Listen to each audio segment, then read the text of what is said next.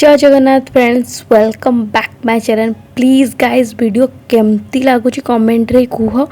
Video जदि भल लगुच वीडियो को लाइक शेयर और चैनल को सब्सक्राइब करने और पाखर बेल आइकन को प्रेस करने। तो आज आमर स्पेशल रेसिपी हूँ राजमा। फास्ट राजमा को सिझेकी साइड रखिन, तापर गोटे पैन कढ़ई जहाँ भी नहीं जाओ से तेल लवंग अलैच डालचीनी जीरा गोलकी सब पकईकी टिके भाजी नियो। तापर अदा रसुण कंचा लंका प्याज पकई टिके भाजी नियो। तापर पकई नियो टमाटर टमाटर पकई टिके भाजी नियो। तापर पकाओ आमर टिके पानी पानी पकई टिके सॉफ्ट होगा पे मसला को छाड़ दियो। तापर याको ठंडा कर नियो। ठंडा करी गोटे पेस्ट बन के साइड रख नियो।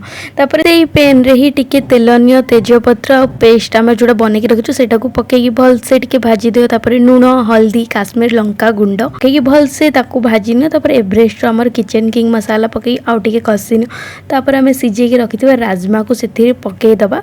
पकई कस्तूरी मेथी टिके बास टिके पानी पकईकी टिके ग्रेवी बनैनबा। बास आमर राजमा करी रेडी। ओडिया रे जदि शॉर्ट्स रेसिपी देखा चाहते तो प्लीज चैनल को सब्सक्राइब करनी। Thank you, bye.